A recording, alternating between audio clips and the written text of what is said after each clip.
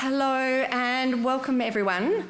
For those who don't know me, my name is Fleur Watson. I'm an Associate Professor here in the School of Architecture and Urban Design, and it's my great pleasure to welcome you to this lecture tonight titled The Impacts of Time Literacy on Design Thinking. Before we begin, I'd like to acknowledge the people of the Woiwurrung and the Boonwurrung language groups of the Eastern Kulin Nations on whose unceded lands we're gathered here tonight.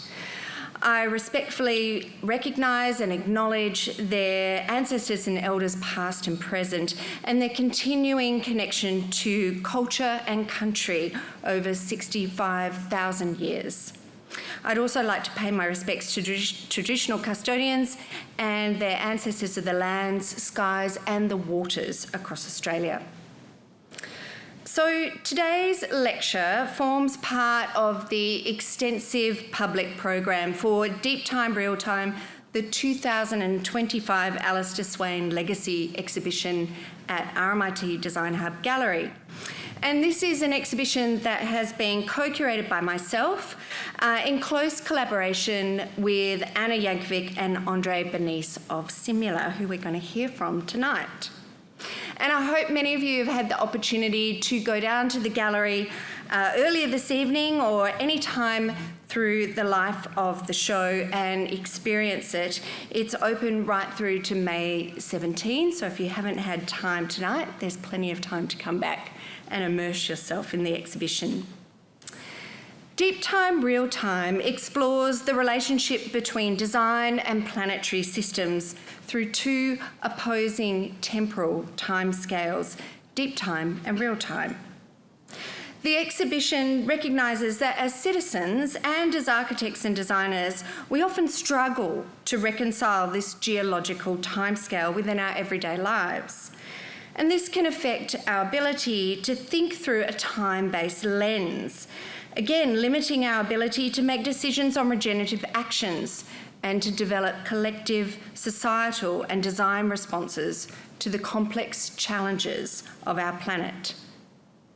Today, however, technology offers new ways of seeing and knowing information, which enables us to better understand the entangled, interrelational and hidden conditions of our world. And indeed, despite technology's sometimes nefarious origins, through creative ingenuity, these very same technologies are being redesigned, hacked and redeployed in the support of repairing ecologies. Deep Time, Real Time is centred around a very large-scale installation called Strata Signals, which has been designed by Simulaa. And this comprises a timeline of digital, geological and material samples that literally visualise the journey of materials through time. It is a timeline.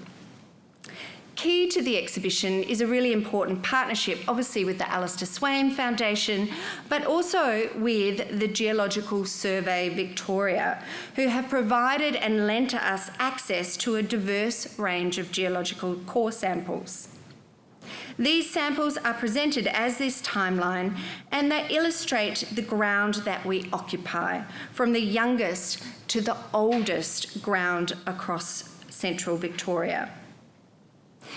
Our intention, curatorially, in reframing these geological samples is to represent them as a public resource, and we hope to encourage visitors and students and the general public to come and learn through these samples and literally be time aware of the very ground in which we live and work within.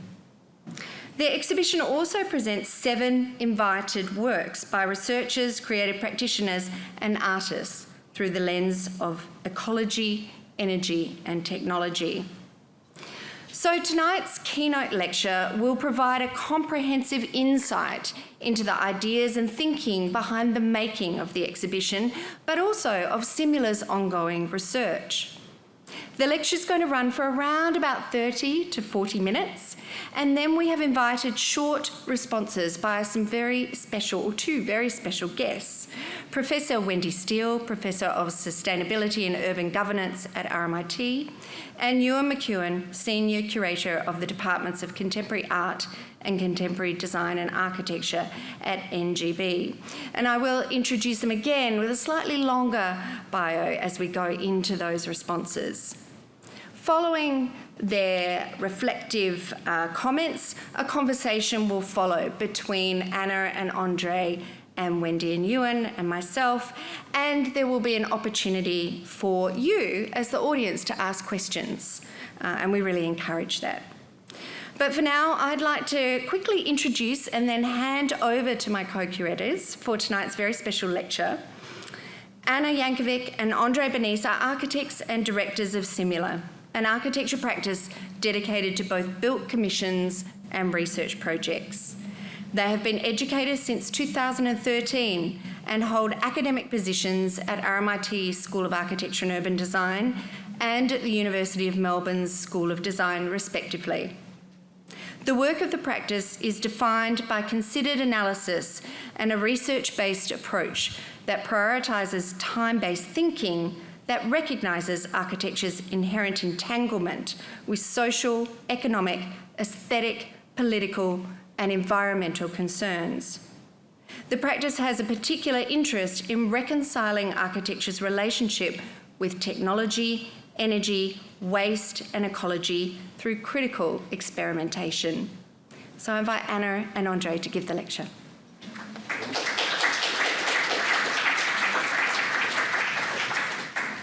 Thanks, Fleur, for the kind introduction. We would also like to pay our respects to the traditional owners and elders of the countries where we are, and also acknowledge their continuing culture and care for these lands and waters, and extend this to traditional owners and their communities beyond here to the countries across which our work has taken place. We'd also like to thank the Alastair Swayn Foundation for their generous support of this exhibition, but also their support to architecture and design research more broadly, something that is sorely needed, particularly here in Australia, and in this challenging period of change environmentally, socially, economically and politically. And we want to quickly take this opportunity to thank the RMIT Culture team, including the Design Hub Gallery production team, for their brilliant work and enthusiasm, without which this project would not have been possible. And finally, a special thanks to Fleur. It's been terrific to work with you on this project. All right. Over some time as well. Yeah. So look, tonight, as Fleur mentioned, we're going to talk about the concepts, themes, and broader research that have informed this exhibition, and in particular, our installation work, Strata Signals, which represents some attempt at dealing with this idea of time literacy and a way of thinking about architecture and design. We'll certainly also be standing on the shoulders of many incredible researchers and scientists through which the exhibition is based on, and has been really important for our sort of critical reflection of these concerns. We'd like to start with a quote from our interview with the Palynology, Paleoecology and Biogeography Research Lab, in which Professor Michael Sean Fletcher stated, and I quote, "There are deep time rhythms that occur over millions of years and frequencies within which the world operates day and night. Our understanding of where we are now is dependent on knowing the journey we've been on and where we're heading. If we fail to appreciate the underpinning factors that support the world we live in, then we are blind to understanding how to live on Earth sustainably." This nicely summarises for us the motivations underpinning the exhibition and these dual lenses of deep time and real time, which we'll delve into in more detail. By investigating the role of time in shaping both human and planetary systems, the exhibition considers how our understanding of temporal scales influences our ability, in whatever field we might operate in, to contend with contemporary ecological and technological challenges. The rigid classification of time as a measurable linear progression, often framed through language of growth, accumulation and acceleration, is central to our inability to adequately respond to the current planetary polycrisis. In much of the world, time has been instrumentalised as a tool of expansion, reinforcing an economic and technological logic that prioritises perpetual advancement over equilibrium. Yet the rhythms of life on Earth are inherently relational, unfolding through interconnected cycles of emergence, decay, and renewal. Rather than racing forward in pursuit of unchecked progress, the temporalities of the living world are attuned to deep reciprocal exchanges. We can see an example of these conflicting definitions in this graph, the equation of time, that depicts the difference between sundial and clock time, two very different standards for understanding and measuring time, one grounded in the natural world and the other in technical and mechanical precision. The difference between them peaks in early November, when sundial time can be as much as 16 minutes and 33 seconds ahead of clock time, and in mid-February, 14 minutes and 16 seconds behind. So in the course of a year, the difference is over 30 minutes, cycling back and forth across the seasons. Sundial time is based on the position of the sun in the sky, marking time through the movement of shadow, and hence it varies by location and season, reflecting a local, natural rhythm tied to Earth's rotation. This is how we experienced time before timekeeping. It was relational, aligned with natural cycles, and varied depending on geography. Conversely, clock time provides a uniform and consistent measure of time. Each second, minute, and hour is exactly the same across the globe, measured to a billionth of a second.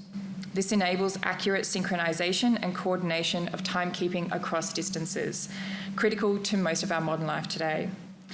Both these standards offer different ways to see the world. Sundial time won't help us understand the complexities of general relativity or help GPS satellites account for fluctuations in space-time while orbiting the Earth, but it can tell us more about our immediate environment and our geographical relationship to one another. Digital technologies rely on real time, driven by an ever-increasing technological precision. For military and surveillance applications, GPS satellites, and digital financial systems.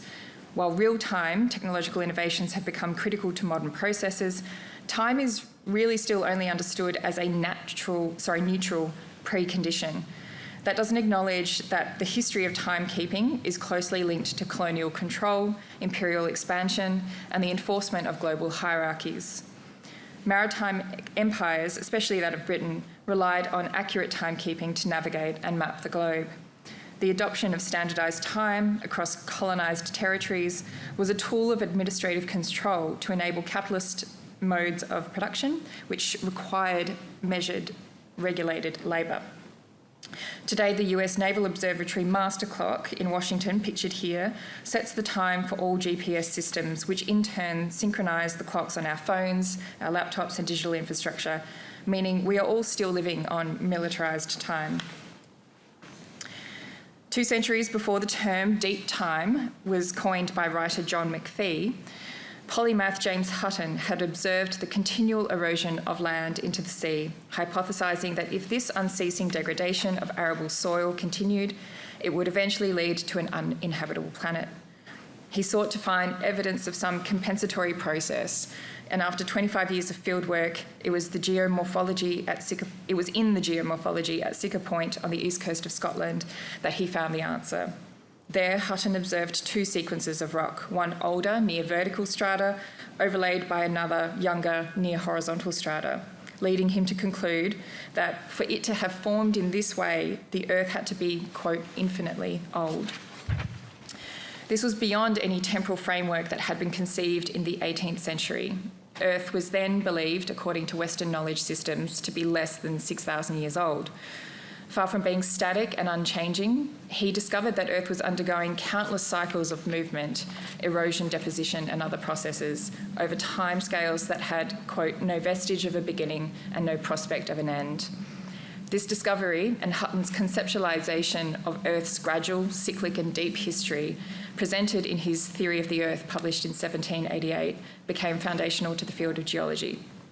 Accompanying Hutton, mathematician John Playfair remarked that, quote, the mind seemed to grow giddy by looking so far into the abyss of time. Indeed, as global citizens, we struggle to reconcile this geological timescale with our everyday lives, to be able to perceive our relationships within the complex conditions of our planet, Despite recognising the Earth's inherent cyclical patterns, human perception of time on Earth remains largely bound to anthropocentric durations, such as a generation, our lifetime, or shorter yet, the decisive periods of a financial year or a term of government. The immediacy of these temporal frameworks limit our ability to think and make decisions with regard to long-term future consequences, resulting in a sort of time-blind hubris or denial, as geologist Marcia Braunrud points out in her formative text, Timefulness. Strata Signals is set up as a deep time timeline of Victoria's geomorphology, presenting a series of drill cores on loan from the Geological Survey of Victoria. The timeline starts with 1 to 5 million year old basalt from Western Victoria's volcanic plains, which began approximately 7 million years ago, which blanketed much of Victoria's west in lava flows, which over time formed extensive basalt plains. These plains are weathering slowly over time, producing magnesium and iron-rich soils perfect for agriculture and farming. At the other end of this 26-metre installation, 440 to 480 million year old sedimentary sandstones and siltstones conclude Victoria's geological history. Much of this rock is the foundation of Victoria's landmass, built up from sedimentary deposits of sand and clay, slowly condensing as rock over millions of years. Situated in the strata above the timeline are a series of research and environmental monitoring systems that rely on real-time precision timekeeping. Advancements in environmental sensing technologies allow humans to observe and analyse planetary conditions in unprecedented detail. Platforms like PlantNet enable digital biodiversity monitoring, while others like the Clean Air Task Force, shown on the screen in this image, use thermography to reveal methane emissions, illegal methane emissions, exposing industrial polluters.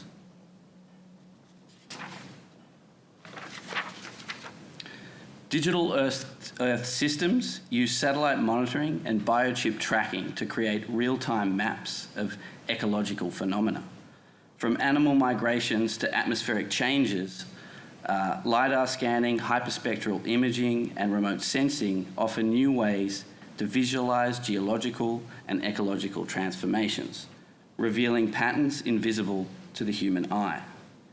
Yet these tools carry an inherent tension. Their orientation in military and industrial contexts raises ethical concerns for their use and application. Despite these nefarious origins, in the past decade, scientists and conservationists have redeployed these technologies to achieve conservation goals. The exhibition Deep Time, Real Time openly explores this tension, asking, can these technologies, initially designed for extraction and control, be repurposed for ecological restoration and planetary awareness, or are they tied to exploitative systems? Some critics argue that we need less digitisation, not more, and that any acceleration, arguably the path that we seem to be far along now, will lead to increased resource extraction, consumption, and waste.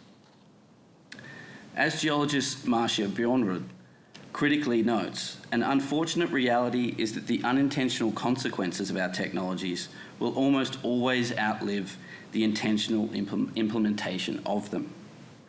But as author and researcher Karen Backer argues, carefully regulated digital technologies can and should be used to advance environmentalism. This digital environmentalist agenda could, if thoughtfully managed, reduce resource extraction and waste, accelerate action on climate change, mitigation and adaptation, and widen our toolkit for biodiversity and conservation.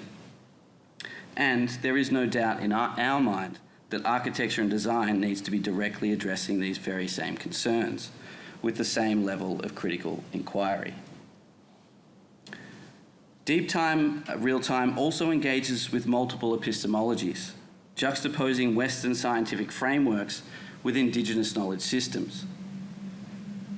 In her book Braiding Sweetgrass, Robin Wall Kimmerer as both a Potawatomi woman and a classically trained scientist, highlights how the right type of scientific gaze can rebuild relationships with the environment, stating that science can be the way of forming intimacy and respect with other species that is rivaled only by the observations of traditional knowledge holders. It can be a path to kinship.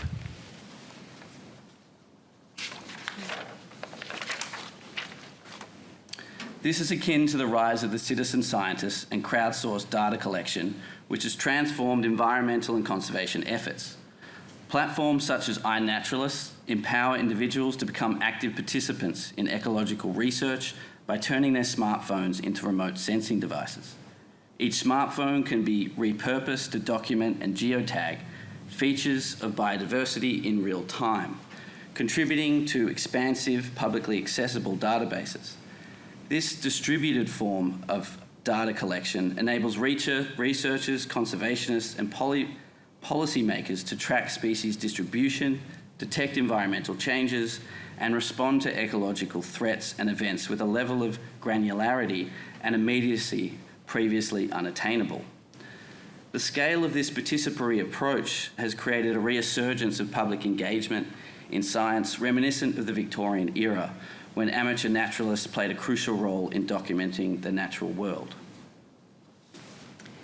The Palynology, Paleoecology and Biogeography Research Lab at the University of Melbourne, led by scientist and Wiradjuri man Professor Michael Shawn Fletcher, approaches time through the lens of thousands of years, examining the intricate relationships between climate, fire and human land management. Unlike geological deep time, which spans billions of years, the lab's work focuses on restructuring ecological histories over more recent timescales, revealing how Indigenous land practices have shaped landscapes for millennia.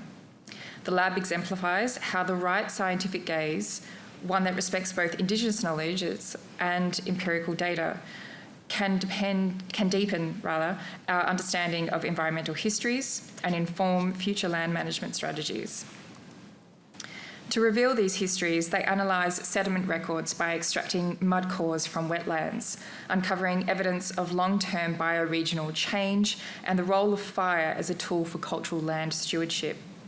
Their research challenges the dominant Western narrative, which views pre-colonial landscapes as, quote, untouched wilderness, and instead evidences how Indigenous people in Australia have been integral to ecosystem dynamics for thousands of years.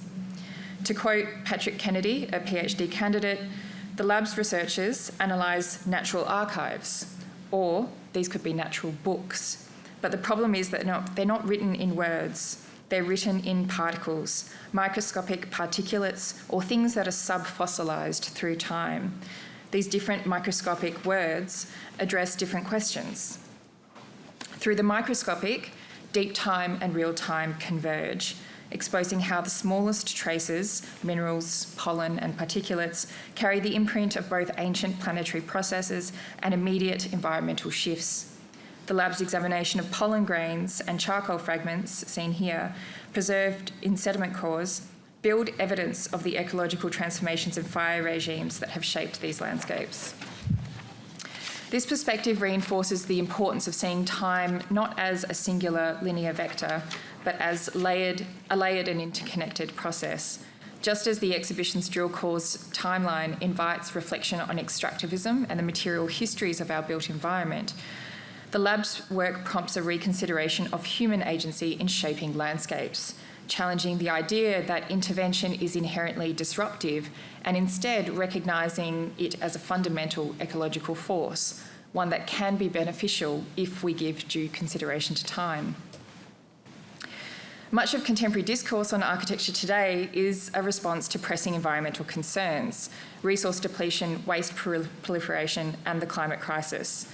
Circularity and circular design has become a common cry for how the industry might begin to address these systemic issues.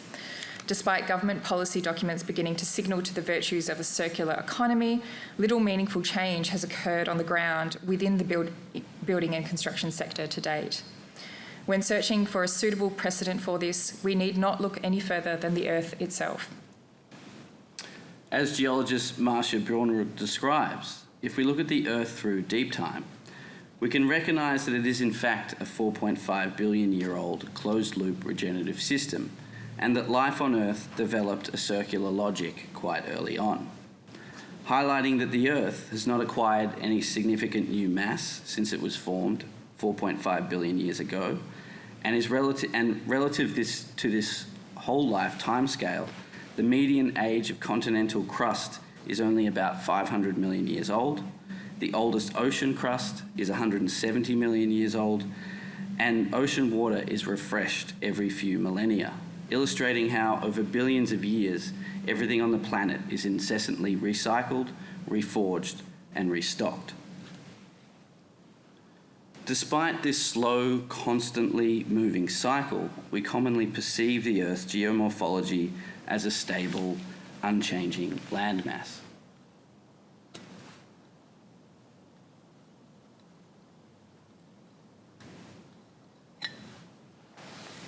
The rock cycle demonstrates this circular logic of continuous transformation through geological processes.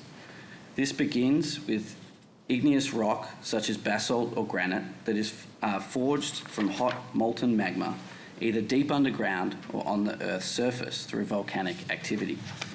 Over millions of years, this surface rock is slowly broken down by erosion, creating sediments that are deposited in layers that over time are compacted together to form new rocks, like sandstone, limestone, and shale.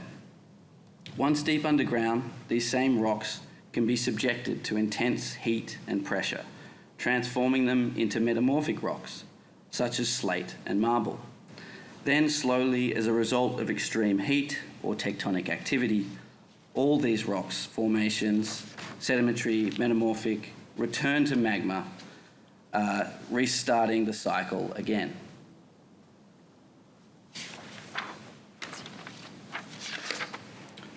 The rock samples within the timeline of strata signals are examples of each part of this process, demonstrating the spectrum of rock formations found across Victoria, each in different points of transition, from early formation to being reforged over millions of years.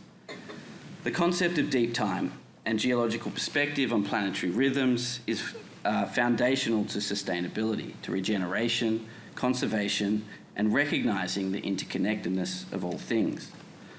And we ask, how might we as a society equip ourselves with the tools to expand our limited perception of time to gain a deeper understanding of these orders of magnitude and planetary systems that we are entangled with? By comparison, within architecture, the traditional method for recasting materials is to demolish it, a destructive process focused on speed and efficiency, cost, where the valuable building materials are largely destroyed and rapidly downcycled, making them difficult or impossible to reuse, rendered as waste and destined for landfill. This approach is rooted in the outdated linear economic model, which doesn't recognise the inherent use value of the building's constituent parts, nor its embodied carbon and capacity to extend the life cycle of the materials. As our 2024 research report, Notes from a Fine Art World, highlights, this mindset starts with the architect's demolition drawings. In contrast, a group of architects in Brussels have made the simple shift to never use the term demolish, instead opting to rename these drawings disassembly or deconstruction drawings, demonstrating how a simple change in language can begin to create a shift in mindset, recalibrating our industry on a path to restocking and reforging. The prevailing linear mindset extends to the building codes and standards that are enacted for our health and safety, but too often focus on immediate solutions without considering long-term consequences. This has led to widespread use of synthetic chemicals in buildings, many of which are now recognised as PFAS, also known as toxic forever chemicals, developed to solve specific problems like moisture, fire, or pest resistance. These materials were introduced without fully accounting for their persistence, bioaccumulation, or long-term impact on health and ecosystems. This lack of temporal foresight reflects a broader failure to engage with time as a design parameter, resulting in buildings that silently accumulate hazards over decades. Here in the Design Hub building, designed by Sean Godsall Architects, steel grating web forged panels are used to line the building's core. The foundational plinth for strata signals consists of repurposed web forged panels taken from the gallery's walls in Project Room 2 to literally and metaphorically recycle the building. These are strapped and bolted together, propped up by a series of salvaged steel tubes from a metal scrapyard, some weathered from years of exposure to the elements. All components within the structure have been bolted, clipped, tied and strapped, rather than permanently fixed, allowing for disassembly and reuse. In this instance, allowing for the web forge to be returned to the walls of the gallery. Although we're quite fond of this moment of absence and seeing the concrete cores, so apologies to Sean. Within the bolted stick system of repurposed industrial unistrut is an assemblage of infill boards composed of hemp hurd, that is an agricultural byproduct, cotton cloth and rope, all made from bio-based materials that can either be reused or returned to the earth to naturally break down. This extends a broader interest of Simulaas to engage in bioregional design practices as an alternative to relying on globally sourced carbon-intensive materials, which the majority of our built environment industry relies on today. This involves identifying underused or undervalued resources and designing ways that they could be transformed into building products. This is extended to looking to the agricultural sector as a source of material production, working with farmers and agricultural scientists to explore the interconnections between land practices and bio-based materials. Understanding crop cycles, soil health, and the carbon sequestration potential of agricultural byproducts for material production is key. To enable this shift of thinking, perhaps traditional forms of architectural representation need to be questioned. No longer can we silo the architecture itself from the complex interplay with broader planetary systems. Plan, section, and elevation as drawing modes fail to fully define converging forces upon a project, necessitating alternate representational tools.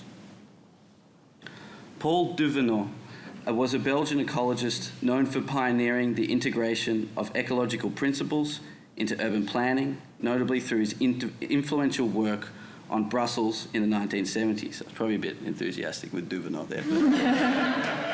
I'd been practicing it all day. Central to his methodology was the use of systems diagrams, visual tools that explicitly mapped complex ecological relationships within urban environments. These diagrams allowed Duvenot to clearly represent the interdependencies among natural processes, urban infrastructures, and social economic factors, effectively illustrating urban ecosystems as dynamic, interconnected networks.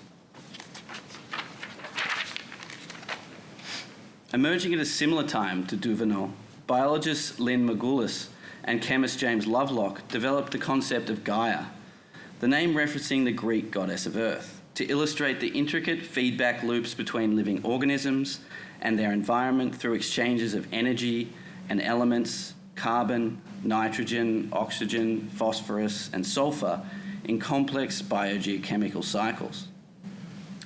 From animals and insects to plants and bacteria and oceans and the atmosphere, the Earth is a system of mutual exchanges between living beings and their environment. And advancements in technology have been pivotal in helping to reveal these otherwise hidden interrelational codependencies. The systems diagram has emerged for our practice as a pivotal tool in mapping material flows, energy cycles, and temporal dynamics. These diagrams transcend conventional representation by addressing questions of material circulation, growth cycles, decay, seasonal change, and time. Strata signals is deliberately positioned on the oblique in the gallery Project Room 1. We refer to strata signals as a type of proto-apparatus or observational device. Formally, the installation is less about a fixed final state and more about facilitating a method of practice. prioritising a hackable architecture that can accommodate multiple modes of observation. Designed for disassembly, it embraces impermanence, reuse, and the afterlife of materials. The installation integrates real-time digital sensing tools into spatial design.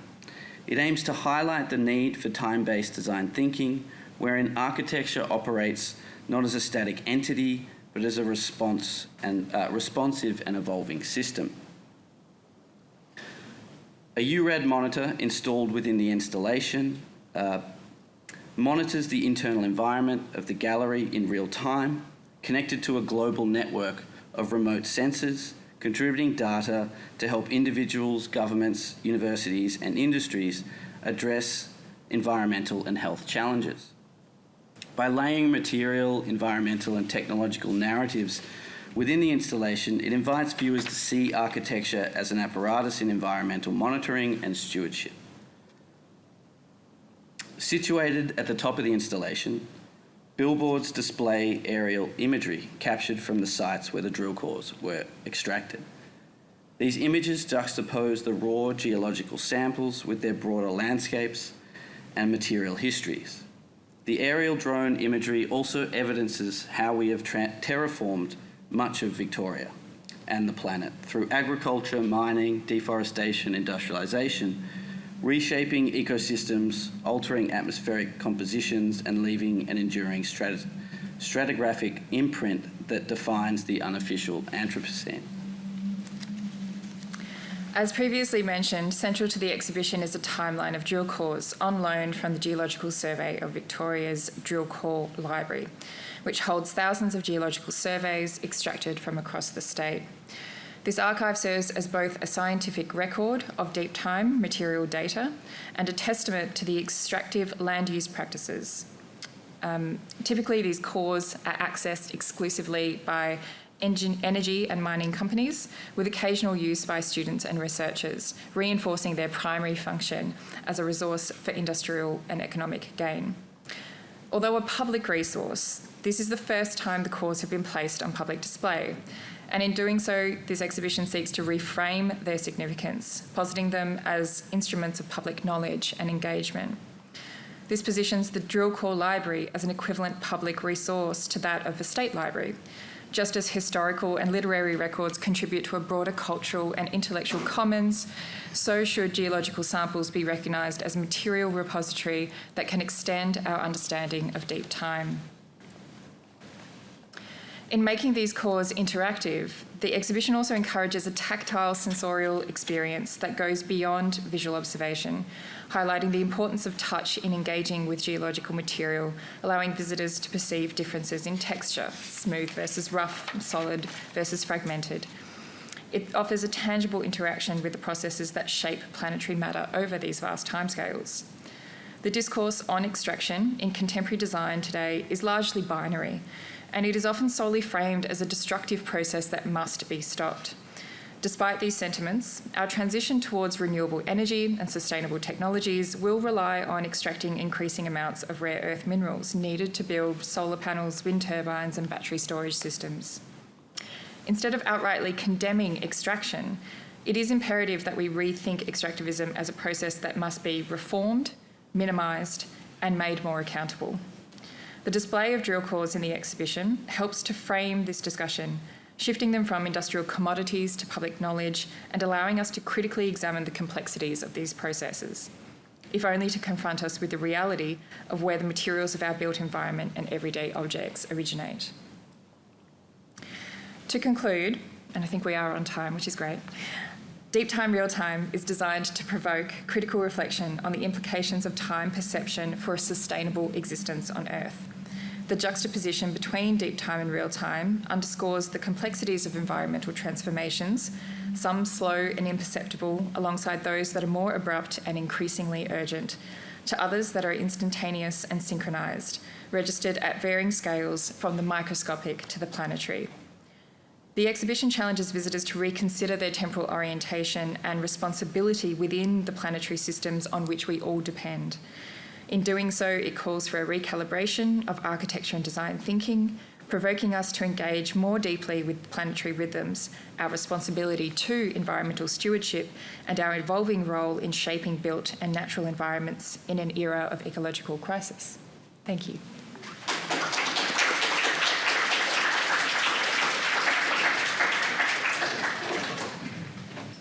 Well, thank you so much, André and Anna. It's a really compelling lecture to lead into our respondents. So, Wendy and Ewan, I'm just going to introduce you, and if you would like to make your way up and join us. Wendy Steele is, as I mentioned, Professor of Sustainability and Urban Governance at RMIT University and co-chair of Future Earth Australia.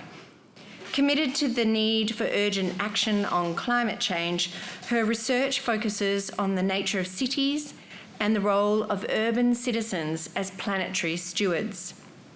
Recent books include Planning Wild Cities, Human-Nature Relationships in the Urban Age with Routledge, Quiet Activism, Climate Action at the Local Scale, The Transdisciplinary Agenda, and the Routledge Handbook on Grassroots Climate Activism. That's quite a collection there, Wendy.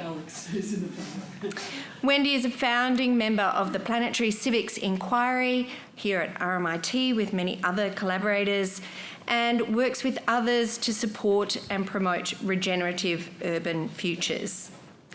Ewan McEoin is the Senior Curator of the Department of Contemporary Art and the Department of Contemporary Design and Architecture at the NGV.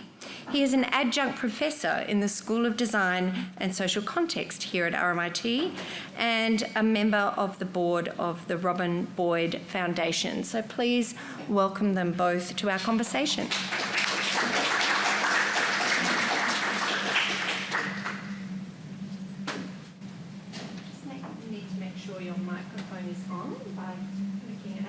And testing.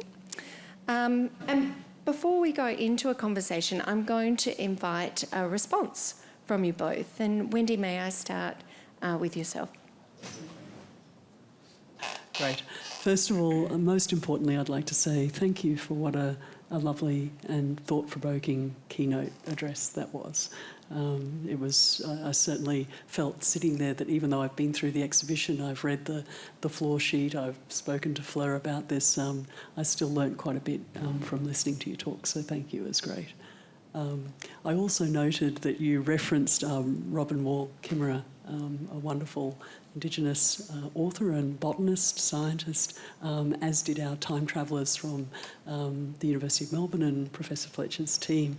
And I just wanted to highlight that this book, The Democracy of Species, was one that she wrote before Braiding Sweetgrass, and maybe she hadn't quite come to terms with the closeness of kinship and the relationship between science and Indigenous knowledge systems. But there's this wonderful quote that she has on page 76 under the chapter People of Corn, People of Light. And what she says is that the story of our relationship to the earth is written more truthfully on the land than on the page because it lasts there.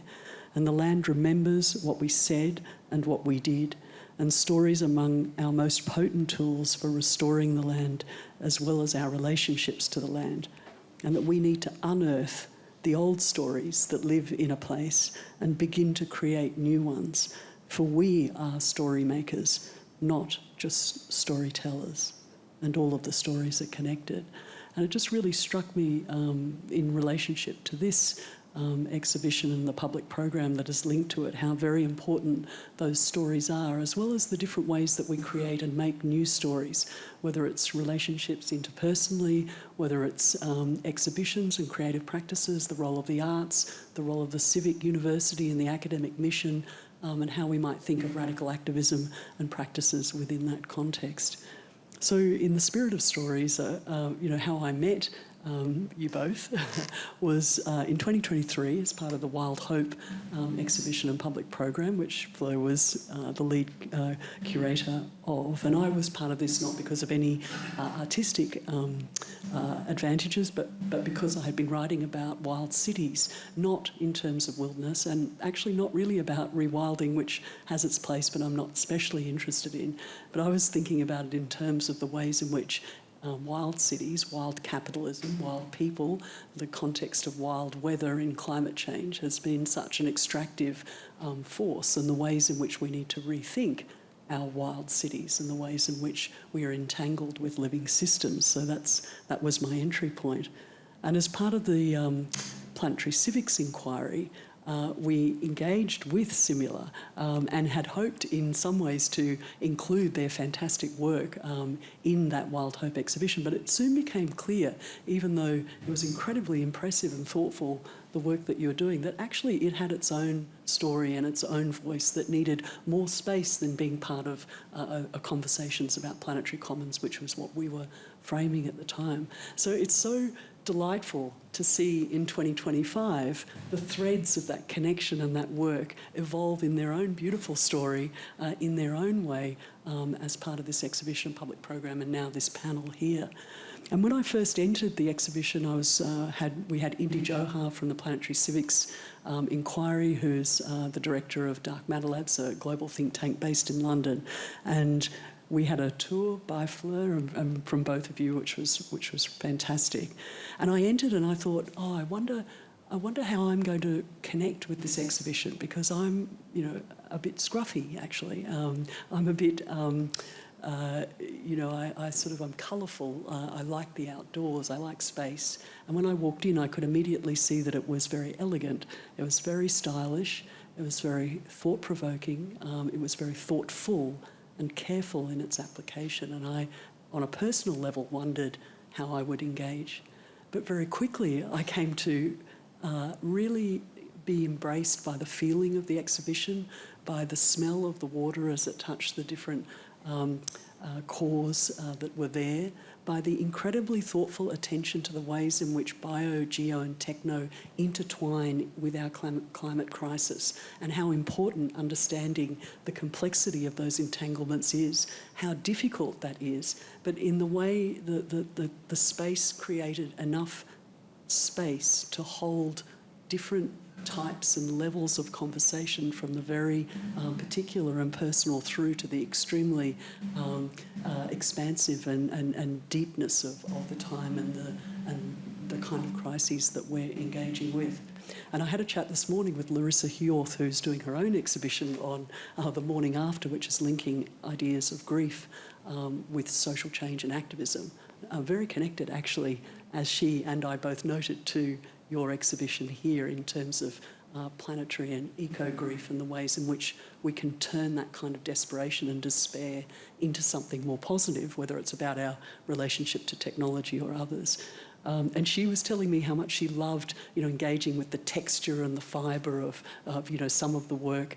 I really, really actually loved your armature that you first enter with, because I was able to pick and link together the different stories and ways in which they're connected.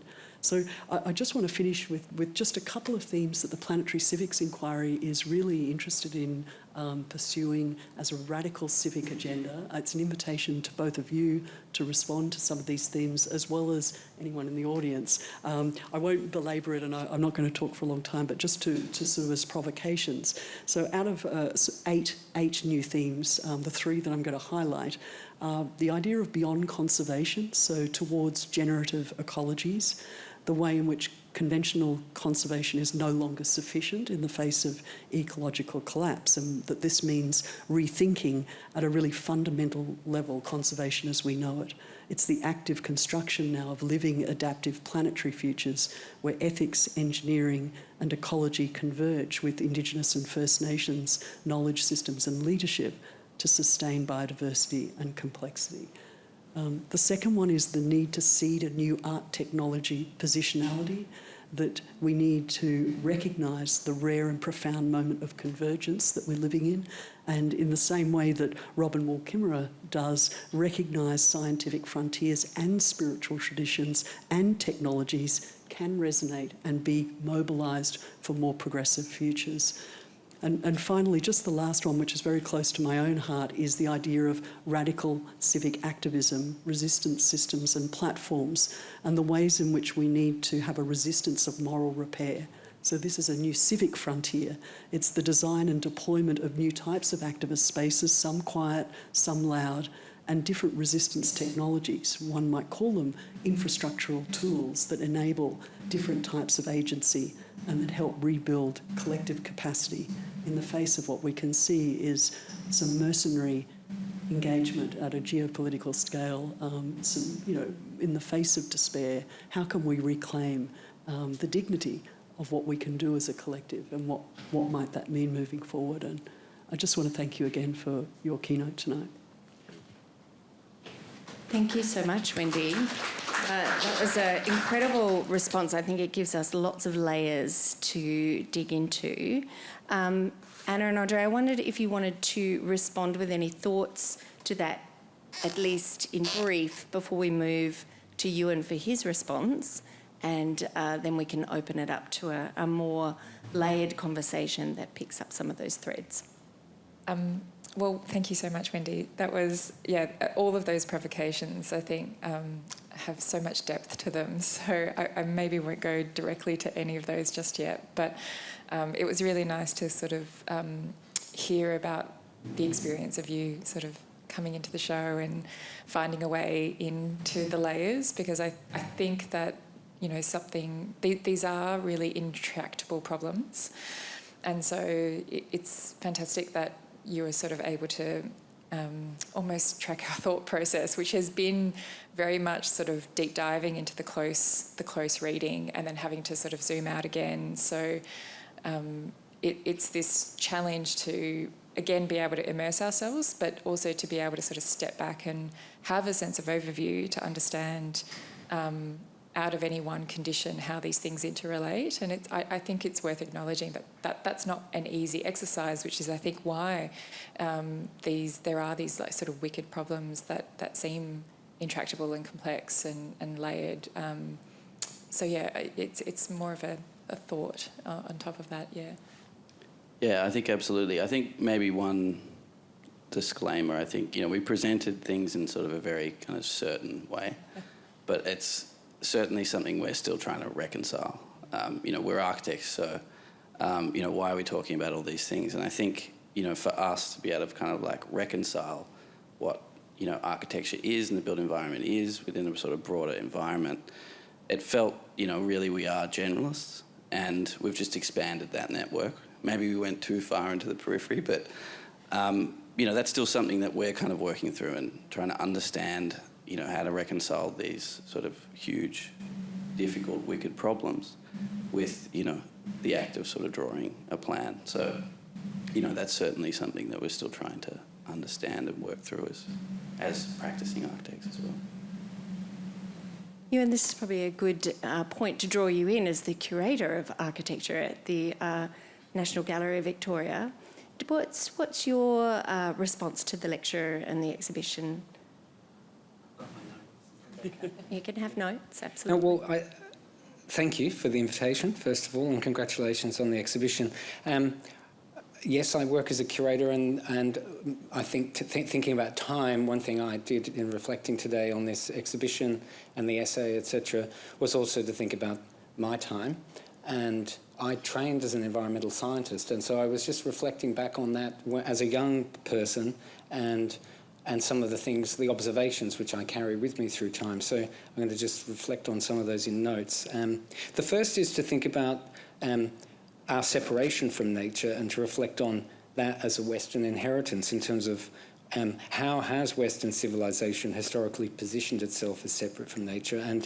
And I think it's very important to reflect on Christian cosmology and how that forms the fundamental landscape, I suppose, upon which that exists, that the earth is a backdrop for human salvation rather than a living system.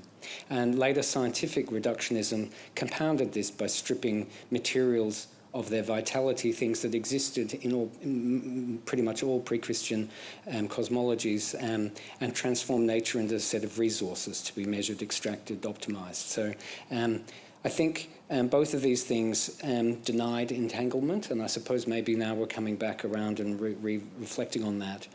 Another important thing to think about is, for me certainly, was the discovery of the principles of deep ecology. Proponent Arne Naes generated the theory of deep ecology in the 1970s and asserted that the intrinsic value of all living and non-living systems, beyond any utility to humans, was something that we needed to observe. And Naes sort of informed Gaia hypothesis, informed chaos theory, and other things which, interestingly, were very profound in changing our understanding in environmental science and conservation, but I'm not sure to what extent those things then fed across into design and architecture and other disciplines. But it's just worth thinking through that, and certainly what we see more recently is the emergence of entanglement theory, and parallel to that, the conversation about non-extractive design. And I suppose in entanglement theory, we're also grappling with quantum theory. We're grappling with this sense of the more we can go in and out through Western scientific means, the more we understand that we don't understand, which sort of validates the pre-Christian proposition.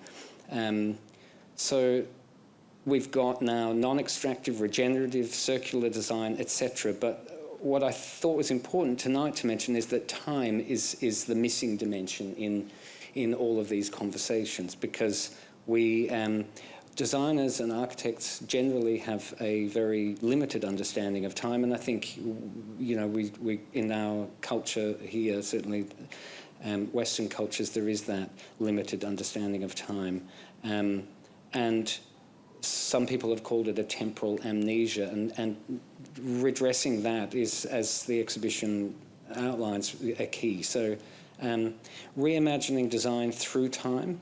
I'm interested in thinking about what is the ancestry of a material, what futures am I binding into this material, can design become a temporal practice, which is thinking much, much further into the future. I noticed you mentioned that the geology of Victoria concluded at a certain sample, but of course it's ongoing. We don't know what the materials that we are putting in landfill will become in 5, 10, 20 million years.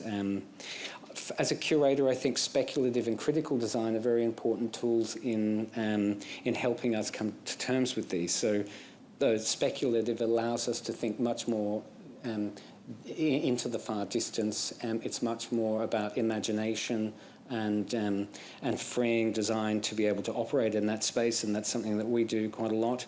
And in terms of critical design, using the existing objects and design sort of outputs of our time to look critically at labour, economics, ecology, politics, which are bound into every single thing that we produce, and of course collect into a museum, and through time, looking back at a collection, they allow us to understand the time in which they were created. So I think that's I have loose principles, but I think that honouring materials and honouring and understanding that everything exists and does cycle. So I mean, I think we're in a complex, possibly depressing time right now, but also we have no knowledge about how that might manifest in the deep future. Perhaps this realignment between pre-Christian cosmologies of first people and Western science brings us to a threshold which is quite exciting. Mm. You've hit on a number of themes there that I think would be interesting to unpack a little bit. Particularly when you're talking about pre-Christian ideologies or Christian ideologies and thinking beyond Christian ideologies. It's something that Marcia Bornholt references very clearly in her book Timefulness, which was such a key and seminal reference among many for the exhibition. I wonder if we can talk a little bit about that notion of time literacy, because I think there is an implicit, or explicit, I should say, agency in the exhibition, which we kind of grappled with a little bit in the beginning, talking through the ideas. It was a design exhibition, and it was commissioned by a design organisation. But we had many discussions between Anna and André and myself around the fact that this was an exhibition for everyone, and that the notion of time literacy was critical for us to understand through citizenship first, and perhaps through design practice as an extension of that. I wonder, Anna and André, if you can kind of talk to that and perhaps some of Ewan's reflections. Yeah, look, so I think, certainly for us, it's sort of been about, beginning to reconcile this idea of time. I think on the very basic level, as we sort of mentioned, it was sort of breaking that idea of this very linear concept of it, which, is a very simple thing, but actually, is quite profound. And I think that, time literacy for us is certainly the sort of scale of it, but also I think it's those cyclical aspects. So the rhythms, and when you begin to kind of understand it more in that way, it does sort of change the way you kind of think about the way you design or what you're designing. Because you're thinking about that sort of the implications of that in a way that you might not ordinarily do. So I think, that has certainly been quite a critical distinction. And I think, even just through this work and working with, an amazing team and Stuart and Žiga, and like even just the different scales of time that there are. So like the orders of magnitude. So in the same way that we would typically educate ourselves on the scale of space, and think as spatial practitioners that, we're kind of experts at understanding that scale relationship, but that also applies to time as well, and that there are time scales that we also need to sort of better recognise and understand in the way that we think about the built environment. And, to Ewan's point about it being this kind of missing dimension, I think we can sort of, both in our work, but certainly in work that we've been looking at in benchmarking and precedents, and the ones that we've actually gone to visit as part of that research report we mentioned, there are examples where those cyclical processes now no longer map onto the same procurement strategy or delivery method or construction method that has underpinned our industry. And so everything from the bottom up is really being recast and set to a different set of time processes or time scales.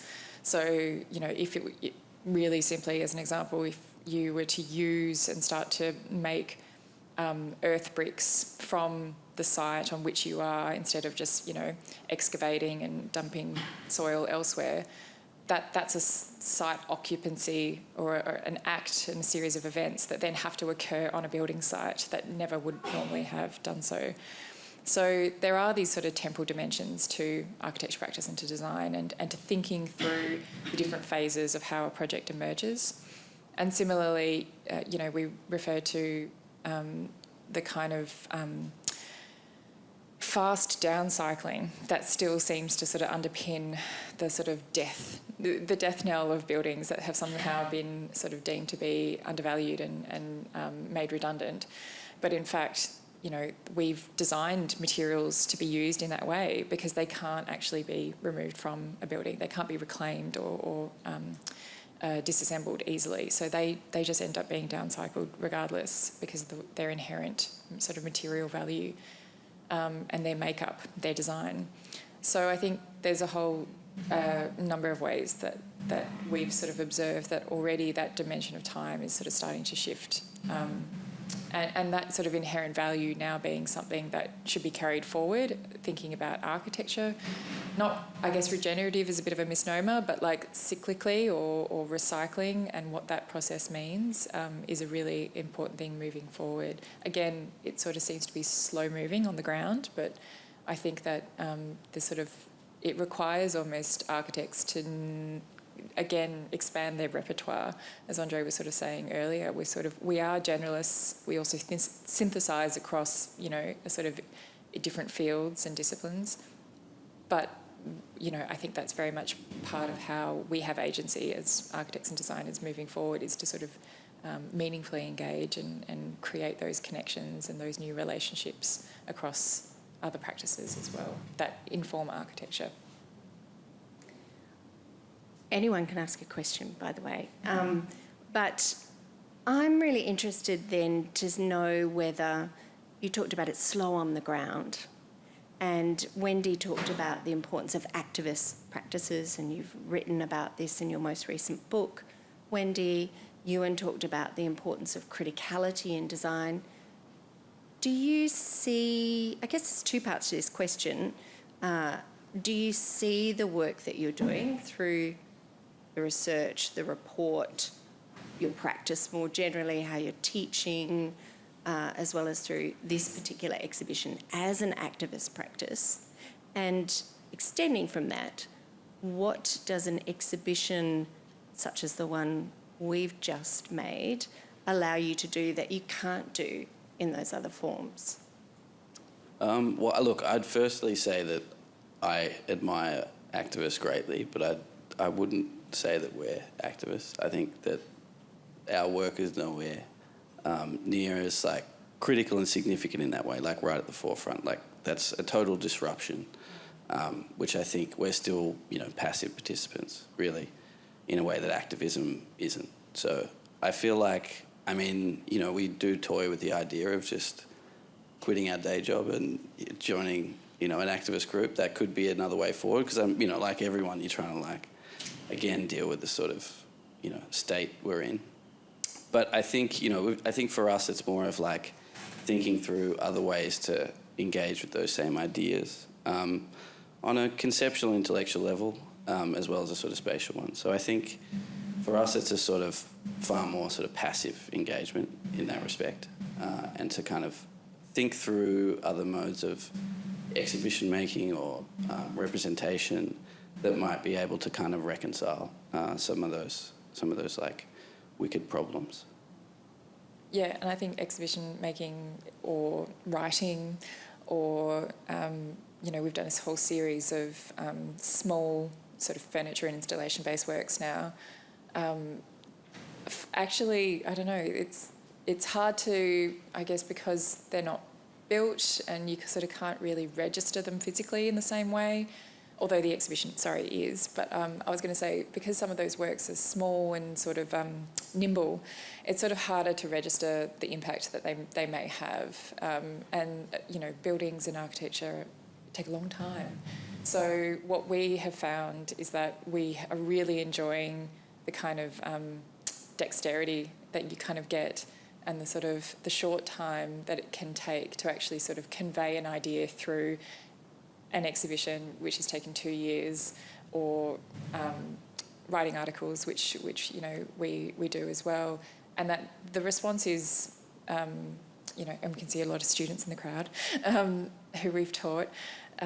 The response is that we do use those in our education. I think that's, you never really stop becoming a student as a practitioner. So it really is, I think, about us learning to teach these learnings, and also extending that as much as we can as possible to our industry. So presenting, I think, to the profession is really important in that regard. The exhibition has been an amazing platform in that way to have those conversations, because the public, the profession, people from across the art, design and architecture disciplines, and our students and students from high school, everyone has sort of come in to sort of engage with it in different ways. And I think there's a great agency, and I guess it's a platform for a sort of a vocalisation of these ambitions. But I agree with André. It's it would be great. Yeah, you do toy with the idea of being quite a radical activist, but it isn't as radical as perhaps it could be, perhaps. We're going to open up questions from the audience in a minute, but can I invite any questions or further reflections from you, Ewan or Wendy? I would like to politely disagree with you about what... I think if you resist the status... Doesn't have to be polite. I might as well be polite, because being rude is much easier. No, but if you resist the status quo, and if you're trying to understand the inherent inefficiencies or biases or inequalities within the system, and you're applying yourselves to change that and educate other people, which is actually very important. I would see that on the spectrum of activism, and I'm not sure, how far. It's sort of interesting that you feel that you might need to quit your job because you're actually much more effective doing your job. I mean, when you are making exhibitions, when you're engaging people in conversations, that's when things. Yeah. I mean, how do you change people's minds? Yeah. And I guess it's the sort of the immediacy of true activism as it's sort of defined. But you're right. Like there is there more shorter than delivering a building. There is yes, you're right. Yeah. There is an immediacy to exhibitions, to writing, to teaching, and we do revel in that. I think. Yeah. Design and architecture both need to come to terms with the fact that designers and architects have very little knowledge about where materials come from, and in deep time. They don't. The geological processes, the chemical processes, the processing of all of the pantheon of materials that are used in design now, and also the long-term implications of where they might go. And it was interesting with your Mies van der Rohe plan. Like 20th century design is basically founded on the principle that designers and architects are immune for responsibility of both of those inputs and outputs. It's just the embodiment of what you have at that time, and that. To change that, this understanding of, time is very important, but also transparency in where, and education in terms of just those simple things of where do things actually come from. Good, I'm going to draw Wendy in here as well because she has a reflection to add to that, I think. Yeah, I think that's such an interesting conversation, and it actually links to some work Fleur and I have done around and your work, Fleur, on the new curator. And how often, the way in which we frame activism can be quite narrow.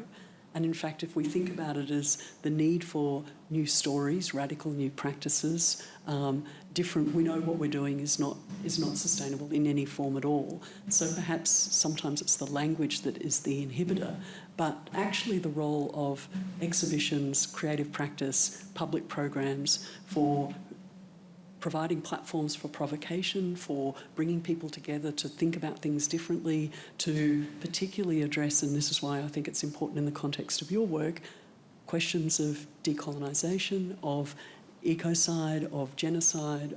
These are all very implicit in the work that you've done. They're not subtle. They're and the boomerang from Indigenous knowledge systems through to the Tesla work.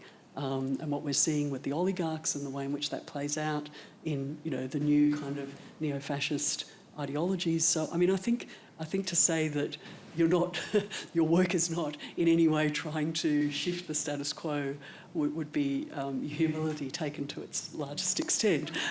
So we might just, so sometimes perhaps it's about, and maybe there might be some questions from colleagues in the group who I know are working in activist spaces, the Alliance for Praxis Research. And I think that's a really great point, Wendy, and to open it up to the audience. One of the things that we talk a lot about here in particularly the Design Hub Gallery over the past kind of decade or more is perhaps not so much thinking about activism in that fixed way, but talking and exhibiting and experimenting with nascent ideas in formation and bringing those into the public realm in a way where they're not entirely finished, even though you reflected, Wendy, that this exhibition is beautifully detailed and beautifully positioned. There is an openness and porosity. And I think that is absolutely critical in those kind of approaches. And they are inherently activist, but they're also exploratory, they're open-ended, they're allowing for things to shift and move. You don't need to be too didactic. It's an active exchange with audiences. And I think that's really critical. We have so few places and spaces to do that in the city. Let's open it up for some questions because I think we're getting close to time. I'm sure there must be some burning ones out there. And Lisa has a microphone, so please just wait for her to arrive with it. Thank you. I'm just curious about what your view on power is. I think there's different ways that you can, this information and how you get it to a broader audience, but how do you get the social or economic or political agency to enact some of these changes? I'll just quickly repeat the question in brief. So this was, what is your view on power? Well, I think for us, a lot of the exhibition is about reframing, redeploying, recontextualising either technologies or an institution like the Drill Core Library. And I think for us, it's a lot of the, we got totally drawn into using iNaturalist. That as a sort of citizen scientist, participatory way to kind of reconnect with an environment. I think for us, that's a sort of power to sort of, take charge and feel like you're kind of contributing and building kind of knowledge around some of these otherwise invisible kind of conditions. So I think, for that for us is certainly one. And then just the way that, certain technologies, as we've sort of reframed, the Clean Air Task Force exposing big polluters, energy and mining companies illegally polluting methane, taking a technology that was originally born out of military practices. So that, that for us is certainly where we think the agency is, and sort of engaging with that and participating in that type of act.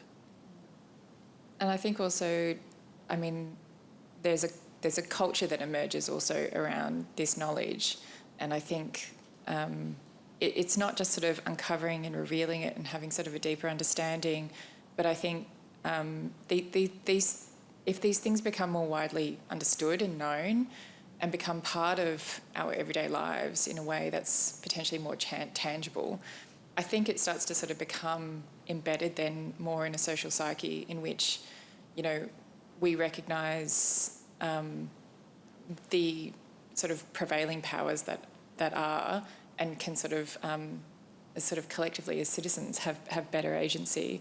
The citizen scientist stuff really does allow you to sort of very intuitively tap into those things and then start to, I guess it reverberates from that. But I was going to sort of say something about, a lot of these problems seem to not really get much traction when they're kind of understood purely on a kind of, I guess, a place or an environmental level, if I can be, so simplified.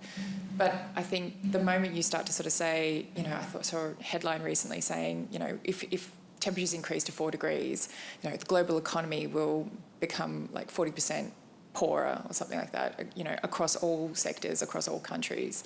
These kind of, things that just transcend boundaries, political boundaries, geopolitical territories, and jurisdictions. And I think that's when those powers that be that you sort of refer to, it's sort of talking in that language. And I think there's sort of tools and techniques to sort of reveal that stuff. And some of the technology, I think, is a good key to that as well. I wonder, Wendy, whether you might like to also add to that. You're obviously working very much immersed in the Planetary Civics Initiative, which is about absolutely transcending boundaries and responding to geopolitical conditions. I think a lot of it comes down to countermapping. So it's how do we countermap? How do we create radical cartographies? How do we rethink the ways that the frames that have dominated and led us to what is an inherently unsustainable climate crisis? So I think an interesting observation that Indy Johar made when he was here in Melbourne was one of the themes of your exhibition was around intersections as part of entanglements, and he was noting that here in Melbourne it's quite unique globally because it has this deep Indigenous history from millennia that intersects with the Enlightenment traditions that we have more recently and that frame our institutions, our universities, our forms of governance more formally, etc., and also a cross-cutting Orientalism that is because of our regional location and also our migrant history, and that at that intersection of those three, and there are many more, but there's three for a start, quite uniquely Melbourne, placed at the periphery of now what is now a fairly tumultuous world, is in a kind of unique place to build bridges and create new collaborations and ways of moving forward that aren't sort of, anti-technology or aren't, but don't demand that you need to be from a certain particular ideology or cosmology, but can create a future that builds bridges moving forward.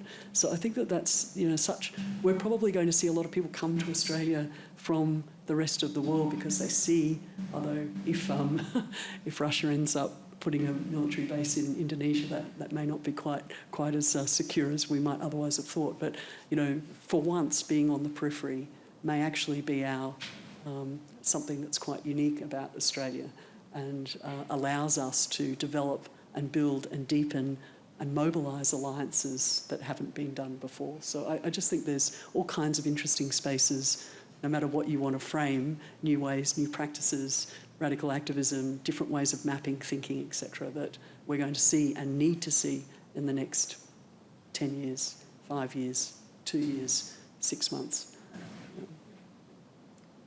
Ewan, would you like to add anything? You're a man of power in town. How is your, what is your view on cultural power from the National Gallery of Victoria? Oh, you can't ask me that while I'm being filmed. I just did. You did. Well, I suppose the most important thing is you have the capacity to convene conversations which shape things. And I mean, we talked very briefly about shifting the Overton window on different issues. I mean, I think it's an extremely privileged position to be in, that we have institutions which have the resources. I mean, this is one as well, we should remember.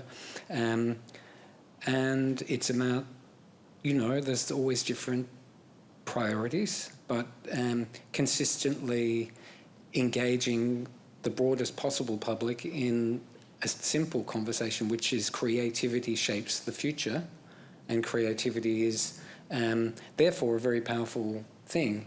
And while there are obviously many different stories going on in a big place like the NGV in terms of what you do, that's the foundation.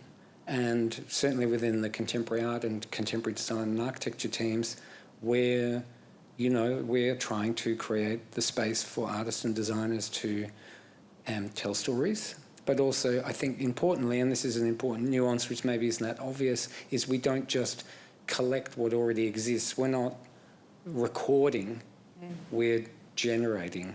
We commission, we're involved in commissioning speculative work and research-based work, and I'm particularly passionate about that because what you do is you manage to put something in front of a member of the public where they say, like we've done work about things like, will the plastic waste of the 20th and 21st century become a mining resource in 25,000 years? Like, what do we don't know. But some of these stories, it's about getting into infecting people's minds with possibilities. Simple things, people not knowing that they have a gram of gold inside their phone, and none of the companies know where that comes from, or they're starting to work that out in terms of. So I'm very interested in infecting the public with these questions, which are about just observing, and when we're talking about learning the language of time, also learning the language of reading materials, which we've lost. So understanding inherently what things are made of, where they come from and where they go. And that's quite, it's exciting when you see that work, Yes, and that engagement. I'd like to know if there's any more questions from the audience. It took a long time to answer that one question, so we're not doing so well. Hello. Hi, my name's Alex, fellow iNaturalist nerd. So, My question was for Wendy. I think you said some really interesting things in your response particularly around towards generative ecosystems. And I sense like a bit of apprehension for the rewilding movement, and I was wondering if you could maybe talk a bit more about how those two sentences kind of work together. Yeah, thank you. Thanks for that question. I mean, I think there are parts of, I mean, I probably wouldn't call it rewilding myself. I don't like that term. And I think the whole wilderness, discourse has quite rightly been critiqued for being a little bit terra nullius, aqua nullius in the Australian context and elsewhere. Wildness is a different thing to wilderness. But, I mean, some of the, urban greening, habitation, like biodiversity and initiatives are really, really important and critical, and I'm certainly very, very supportive of that. So I think it's more, there are some aspects of the rewilding movement, like any movement, that have a fairly big spectrum. I mean, you've just got to look at the Greens Party, for example, and how huge that sways in terms of, what everyone agrees on. So I think you've got the rewilding movement, it's like bringing back extinct species through to, recreating and rehabilitating and creating more biodiverse urban neighbourhoods. So just exactly what we're talking about is a point of, I think, is really important in that context. So, yeah, some parts I really agree with. The rewilding kind of, some of its more extreme parts I'm not so keen on. And this is probably a good point. I might draw in André here, if I can, to talk to a specific work in the show, which you both referenced in your lecture, the work of Michael Sean Fletcher.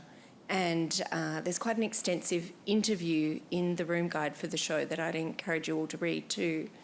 But André, do you want to talk a little bit to that work, because it does explicitly talk to this tension? Yeah, and that's the lab's work through the sediment cores, which sort of recreate, as they call themselves, time travellers, this sort of idea of biodiversity over thousands of years.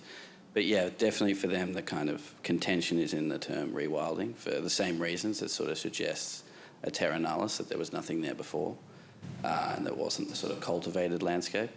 And I think really interestingly, they also sort of say, if you're rewilding, what point are you rewilding to? Because their work demonstrates that over, most of it's sort of to the extent of 36,000 years in terms of the sediment archives. That shows that landscape has sort of changed and evolved. So, like, what point in time are you rewilding to? This abstract idea of it's either now or wild. So, and that's where it starts to just really kind of, flatten this idea of time, where you start to think about those reciprocal relationships and that landscapes change and evolve. And I think particularly what's amazing about their work is how it sort of evidences the way that the landscape is being cultivated, and that human impact on a landscape doesn't necessarily have to be a destructive act, which is, quite inspiring, I'd say. Now, we have time, I think, for one more question. I'm very aware that we're right on time and our guests have been very generous with their time. So I think there's a question down the front. Is that right? Over Or here? a plug for the Alliance for Praxis Research. No? Yeah, it's been an exciting conversation, and I couldn't formulate a proper question through all the night. It was all a plethora of thoughts created. But I guess one point I want to ask, maybe a short conversation about, is we're reflecting a lot on our crisis with a unified time that recently went through also an acceleration of that time in our global coordination, and how much of our process of pivoting that and reconnecting with deep time is also a slowing down of that time, and a new way of maybe fragmenting a bit of that coordination for a tactical reconnection with deeper times, and deeper time connected to place, which speaks to, in the work that we discuss with activist practice, how of that is a lot emerging from resonating with the time of place and the uniqueness of that outside of a single entity speeded up notion of time. So maybe how design can recast a bit of that fragmentation, a bit of that roughness of materialities that dissolve some of the fluidity that is behind the acceleration and unification of time. Just throwing out some. Good question. Who wants to take it? Well, I think it's definitely important that in sort of responding to these dual timescales, they can also respond to each other. I think it's not necessarily about, prioritising any one timescale, but it's a lesson certainly in becoming attuned to the local and very discrete timescales that different entities have. And a classic case in point, we can't keep, using timber in construction if we're not going to be fostering, ecologies and forestries that they're actually able to sustain that. So it's this, Ewan was referring to, understanding the origins, but the intimacy that we have to have now with knowing every single process and tracing those things back is really critical to that, I think. And wouldn't it be nice just to slow down just a little bit in what feels like a really sort of fast-paced world? But yeah, I think everything is going to sort of almost be overlapping and overlaid, and these temporal scales are going to crisscross and like a tartan grid. They're going to be moving at different frequencies, but how are we going to be able to tune into those things is probably a good challenge to us all, and a task ahead. I might add something, if that's Please. okay. It's interesting. I suppose we could work on the assumption that, we're here having this conversation now. I've been to a lot of talks and events over the last few years which are, let's call it, fundamentally grappling with entanglement theory and its relationship with science or its relationship with design or other things. But so what's happening is that is becoming more embedded as a concept within general society. And what's implicit in that is an understanding that other things are moving on very different timescales. So we need these things that shift the literacy within the just general community, and I think that matched with a person spending time in nature, for example, these things begin to build and to shift, and they become more through osmosis or through they filter across society. I'm quite interested in how those things change. They actually can be very profound but slow, like geology. So yeah, I think that I'm quite excited about when that I sort of see these parallel threads converging, and unfortunately Western science has taken 500 years breaking everything open to figure out how it works, to then go back to the beginning, and so that we are nearly back at that point where we understand that we don't understand, and that's actually very important. So it feels like quite an interesting pivotal moment in terms of what's going on in physics and mathematics and biology and other fields, and the parallel conversation that's going on with First Peoples and other things about deeper knowledge systems that have existed for millennia. So it's quite cool, I think. And humility. I think this is actually why an ethic of care has become so incredibly powerful and resonated with so many people in so many different settings, because through an ethic of care, caring with, in and for not just others, but self, others, the interspecies, intergenerations, it does attend to some of the complexity of what was a very thoughtful question. Thank you.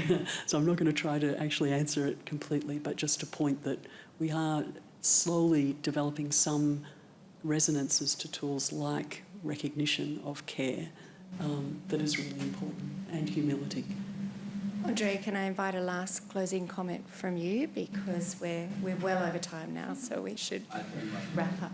I turned my mic off, so I was ready to finish it there. I don't think I have anything profound to end it on, sadly, other than, we're out of time. Yeah.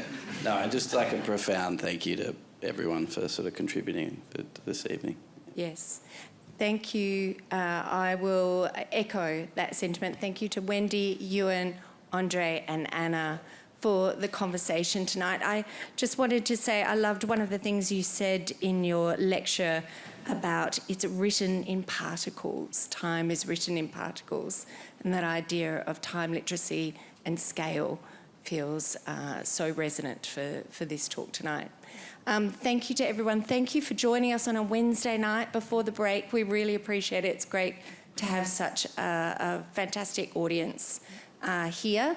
And just to remind you that the program goes on, we have a talk with the University of Melbourne team next Thursday, or Thursday the 1st of May, 12:30 to 1:30, with Michael Sean Fletcher and his incredible team working on, they call themselves time travellers, which I really love.